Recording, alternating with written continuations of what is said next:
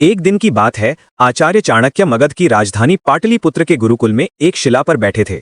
शाम ढल रही थी और पास ही उनका प्रिय शिष्य चंद्रगुप्त, भविष्य का सम्राट, धनुष पर प्रत्यंचा चढ़ाते हुए भी गहरी सोच में डूबा था। चाणक्य ने उसकी ओर देखा और शांत स्वर में पूछा, पुत्र, तुम्हारे हाथ काम कर रहे हैं पर मन कहीं और भटक रहा है। किस विचार ने तुम्हें इतना बांध रखा है? चंद्रगुप्त ने सिर उठाया। गुरुदेव, मुझे कभी कभी लगता है कि हर तरफ प्रतिस्पर्धा है, घात है, प्रतिघात है। मगध की सत्ता पर बैठने के लिए मुझे अपनी हर चाल, हर शक्ति को दिखाना चाहिए। संसार में प्रसिद्धि और बल का प्रदर्शन ही सफलता का मार्ग है ना? आचार्य चाणक्य मंद मंद मुस्कुराए। उन्होंने चंद्रगुप्त को अपने पास बुलाया और उसके कंधे पर हाथ रखकर बोले, पुत्र, सफलता का मार्ग दिखावे से नहीं बल्कि चुप्पी और आत्मनियंत्रण से होकर गुजरता है। जो व्यक्ति अपने बल को शोर से नहीं बल्कि परिणाम से सिद्ध करता है वही अमर होता है। याद रखो, दिखावा क्षणिक होता है पर गोपनीयता चिरस्थायी शक्ति है। उन्होंने गहरी सांस ली और बोले, आज मैं तुम्हें सफलता के वे 5 गुप्त सूत्र बताऊंगा जिन्हें अगर तुमने अपने जीवन और राजधर्म में धारण कर लिया तो कोई भी शत्रु तुम्हें परास्त नहीं कर पाएगा। ये बातें तिजोरी के धन की तरह गोपनीय होनी चाहिए। पहली बात, अपनी साधना और तपस्या का बखान कभी मत करो। आचार्य चाणक्य ने कहा, जीवन की सबसे बड़ी शक्ति तुम्हारी तपस्या में निहित है। वो चाहे ज्ञान के लिए हो, बल के लिए हो या फिर राज्य विस्तार के लिए। इस तपस्या को कभी किसी के सामने उजागर मत करना। उन्होंने एक शिष्य का उदाहरण दिया। एक शिष्य था जो प्रतिदिन रात के अंतिम प्रहर में उठकर गहन अध्ययन करता था। एक दिन उसने गर्व से अपने साथियों को बताया, मैं रात को केवल 3 घंटे सोता हूं। अगले ही दिन उसके साथी भी यही प्रयास करने लगे, लेकिन उसका अभ्यास देखकर नहीं बल्कि उसे नीचा दिखाने के लिए। उन्होंने उसकी पढ़ाई के समय में बाधा डालना शुरू कर दिया। चाणक्य बोले, अधूरी साधना की घोषणा उसे खंडित कर देती है। जिस प्रकार एक मूर्तिकार पत्थर पर गुप्त रूप से प्रहार करता है और एक सुंदर मूर्ति प्रकट करता है, उसी प्रकार तुम्हें भी अपने प्रयास और त्याग को गुप्त रखना चाहिए। जब तुम्हारी साधना पूरी होगी तो उसका परिणाम स्वयं ही संसार को तुम्हारी शक्ति का परिचय दे देगा। तेरा कर्म ही तेरी पहचान है, जुबान नहीं। दूसरी और अत्यंत महत्वपूर्ण नीति यह है कि अपने द्वारा किए गए परोपकार और दान को कभी भी सार्वजनिक मत करो, चाणक्य ने कहा। उन्होंने कहानी सुनाई। एक बार एक अत्यंत दयालु राजा ने चुपचाप एक गरीब गांव में जल के लिए एक विशाल कुआं खुदवाया। उसने अपने सेवक को कठोर निर्देश दिए कि इस कार्य की सूचना कहीं भी नहीं फैलनी चाहिए। कुछ वर्षों बाद जब भीषण सूखा पड़ा तो पूरे राज्य में हाहाकार मच गया, लेकिन उस गांव में सभी सुरक्षित रहे। लोगों ने जब राजा से पूछा कि उसने उस गांव को कैसे बचाया, तो राजा ने केवल इतना कहा, यह ईश्वर की कृपा है। चाणक्य ने चंद्रगुप्त को समझाते हुए कहा, जब तुम निस्वार्थ भाव से कुछ करते हो तो उसका फल अनंत गुना होकर लौटता है। जिस क्षण तुम अपने परोपकार का बखान करते हो वो कर्म पुण्य नहीं बल्कि स्वार्थ और अहंकार बन जाता है। गुप्त दान तुम्हारे हृदय को शुद्ध करता है और तुम्हें दैवीय शक्ति से जोड़ता है। दिखावे का दान केवल लोगों की तालियां बटोरता है जो व्यर्थ हैं। आचार्य ने गंभीरता से कहा, जीवन में असफलताएं भी आती हैं और योजनाएं बदलनी भी पड़ती हैं, लेकिन तुम्हारी असफलता का कारण और नई योजना के पीछे का तर्क किसी को मत बताना। उन्होंने मगध के राजनीतिज्ञों का उदाहरण दिया। मगध के एक सेनापति ने एक युद्ध में हारने के बाद सबके सामने अपनी रणनीति की गलतियों का विस्तृत वर्णन किया। नतीजा ये हुआ कि उसके सभी विरोधी और शत्रु ये जान गए कि उसकी सोच कहां कमजोर है। अगली बार शत्रुओं ने ठीक उसी कमजोर कड़ी पर वार किया और वो पुनः पराजित हुआ। चाणक्य ने कठोर शब्दों में कहा, असफलता एक निजी शिक्षक होती है। दुनिया केवल तुम्हारे परिणाम में रुचि रखती है, तुम्हारे संघर्षों या बहाने में नहीं। यदि तुम अपनी योजना बदलने का कारण बताते हो तो लोग तुम्हें अस्थिर और कमजोर समझेंगे। अपनी असफलता को छिपाओ मत, पर उसका तमाशा भी मत बनाओ। उसे एक गुप्त शिक्षा मानो और चुपचाप अपनी अगली चाल पर काम करो। तुम्हारी चुप्पी ही तुम्हारा सबसे बड़ा रणनीतिक कवच है। चौथी गुप्त बात यह है कि तुम्हारे स्वास्थ्य और बीमारी से जुड़े रहस्यों को गुप्त रखो। तुम किस औषधि का सेवन करते हो, किस रोग से पीड़ित हो या किस विशेष तरीके से अपना उपचार करते हो, यह सब गुप्त होना चाहिए, चाणक्य ने कहा। उन्होंने समझाया, जिस प्रकार राजा की सेना की संख्या गुप्त रखी जाती है उसी प्रकार शरीर की मजबूती भी गुप्त होनी चाहिए। यदि शत्रु को पता चल जाए कि तुम किस रोग या कमजोरी से पीड़ित हो तो वो उसी कमजोरी पर प्रहार करेगा।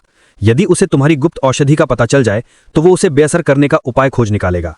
लोग तब तक ही तुम्हारी ताकत को महत्व देंगे जब तक तुम अभेद्य दिखाई दोगे। एक शासक के लिए उसका स्वास्थ्य ही उसकी प्रजा का विश्वास होता है। इसलिए अपनी पीड़ा को अपने भीतर संभालो। बाहर से हमेशा शांत, स्वस्थ और दृढ़ दिखाई दो।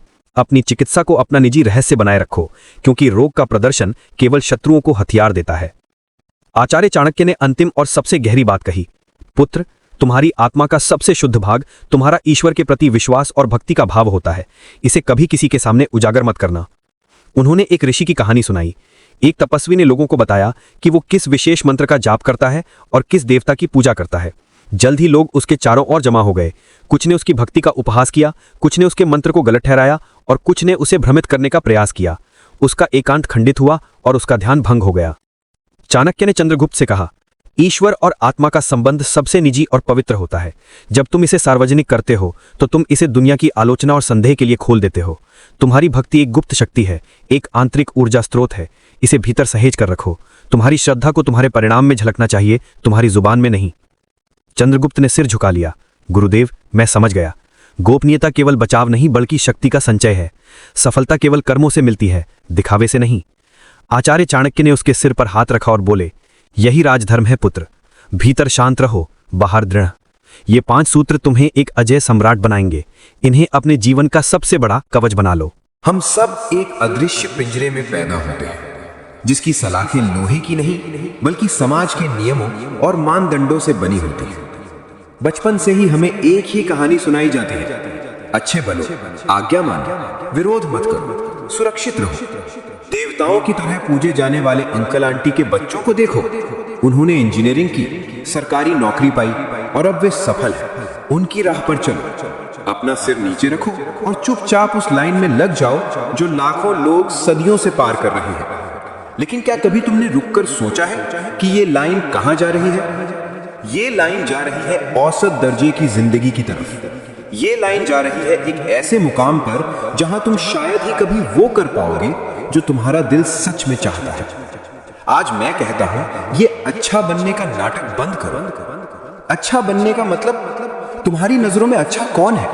जो हर रिश्तेदार की शादी में जाता है, जो हर फंक्शन में मुस्कुराता है और सबके साथ घुल मिल जाता है, जो अपनी ख्वाहिशों को सिर्फ इसलिए दबा लेता है क्योंकि लोगों को बुरा लग जाएगा। अगर अच्छा बनने का मतलब है अपने सपनों को जलाकर दूसरों की उम्मीदों की राख पर चलना, तो हाँ, ये मत करो। ये अच्छा होना एक खतरनाक मीठा जहर है जो तुम्हें खत्म नहीं करता, बस तुम्हें हमेशा छोटा बनाए रखता है। ये तुम्हें बड़ी छलांग लगाने से रोकता है। जब तुम अपने गरीब पड़ोसी के मुंह पर सच्चाई बोल देते हो तो तुम बुरे हो। जब तुम अपने बॉस के गलत फैसले पर नहीं कहते हो तो तुम बुरे हो। जब तुम रात के 3 बजे तक अपने प्रोजेक्ट पर काम करते हो और अगले दिन सुबह के फंक्शन में जाने से मना करते हो तो तुम असामाजिक हो, तुम बुरे हो। इस बुराई को गले लगाओ। तुम्हें समझना होगा कि इस दुनिया में जो भी इंसान बड़ा बना है, जो भी हजारों की भीड़ से ऊपर उठा है, वो किसी ना किसी के लिए बुरा जरूर रहा, क्योंकि तुम उनके बनाए गए सांचे में फिट नहीं हो रहे। तुम उस भीड़ का हिस्सा नहीं हो जिसका दिमाग कोई और चलाता है। भीड़ चाल छोड़ो, शेर की तरह तन्हा हो जाओ। भीड़ तुम्हें कभी बड़ा नहीं बनने देगी। भीड़ तुम्हें अपने लेवल पर घसीट कर रखेगी। जब तुम एक अलग रास्ता चुनते हो, जब तुम अपनी तपस्या शुरू करते हो, तो लोग क्या कहते हैं? ये बड़ा घमंडी हो गया है, किसी से बात नहीं करता, इसे तो सामाजिकता का सलीका ही नहीं है। कितना अजीब इंसान है, हमारे जैसा नहीं है। उनको बोलने दो, उनकी आलोचनाओं में मत उलझो। लोग तुम्हें इसलिए बुरा बताते हैं क्योंकि तुम उनके डर को जगाते हो। तुम उन्हें याद दिलाते हो कि वे भी कुछ अलग कर सकते थे, लेकिन उन्होंने हिम्मत नहीं की। तुम्हारी सफलता उनकी हार नहीं है, बल्कि उनकी निष्क्रियता का आईना है। जब तुम अकेले तपस्या करते हो तो तुम दुनिया के शोर से ऊपर उठते हो। जंगल में शेर हमेशा अकेला शिकार करता है, जबकि भेड़ें झुंड में चलती हैं। बड़ा बनने के लिए तुम्हें झुंड की सुरक्षा छोड़कर अकेलेपन की ताकत को समझना होगा। पैसा कमाना जरूरी है, लेकिन उससे ज्यादा जरूरी है अपना आत्मसम्मान। अगर कोई तुम्हारे सपनों पर हंसता है, तुम्हें नीचा दिखाता है या तुम्हें सिर्फ इसलिए बुरा कहता है क्योंकि तुम उनके जैसे नहीं हो, तो ऐसे लोगों की नजरों में बुरा बन जाना ही तुम्हारे आत्मसम्मान की निशानी है। किसी के सामने घुटने टेकने की जरूरत नहीं है। किसी रिश्ते में सिर्फ इसलिए मत अटके रहो कि दुनिया क्या कहेगी। अगर किसी जगह तुम्हारी इज्जत से ज्यादा कॉम्प्रोमाइज करना पड़ रहा है, तो उस जगह, उस रिश्ते, उस काम को तुरंत छोड़ दो। तुम्हें मतलबी कहा जाएगा, पर कोई फर्क नहीं पड़ता। तुम्हारा जीवन तुम्हारा है, तुम्हारा मकसद तुम्हारा है। तुम अपनी मेहनत और अपने इरादों से दुनिया को मजबूर कर सकते हो कि वो तुम्हारी इज्जत करे। लोग तुम्हें गालियां देंगे, तुम्हारी आलोचना करेंगे, पर जब तुम सफल हो जाओगे तो वही लोग तुमसे आकर माफी मांगेंगे और कहेंगे कि हमें तो तुम पर हमेशा से ही विश्वास था। नियम उनके लिए बनाए जाते हैं जो सिर्फ नियमों को मानते हुए एक छोटी सी जिंदगी जीना चाहते हैं। लेकिन अगर तुम्हें इतिहास के पन्नों पर अपना नाम लिखना है, अगर तुम्हें दुनिया को एक नई दिशा दिखानी है, तो तुम्हें उन पुराने और सड़े गले नियमों को तोड़ना सीखना होगा। बुरा बनने का मतलब गलत काम करना नहीं है। बुरा बनने का मतलब है दूसरों की राय से ऊपर अपने लक्ष्य को रखना। वो बनना जो तुम बनना चाहते हो, ना कि वो जो दुनिया तुम्हें बनते हुए देखना चाहती है। अपनी शर्तों पर हाँ कहना और अपनी शर्तों पर ना कहना। दुनिया के हर महान व्यक्ति ने ये बुराई मोल ली है। तुम क्यों पीछे हटते हो? अपने नियम खुद बनाओ, अपनी मंजिल खुद चुनो। तुम्हारे कर्म ही तय करेंगे कि तुम अच्छे हो या बुरे, ना कि दुनिया के खोखले बोल। तो अब और मत सोचो, अपने सपनों के लिए दुनिया की नजरों में बुरे बन जाओ। यही सफलता का पहला कदम है।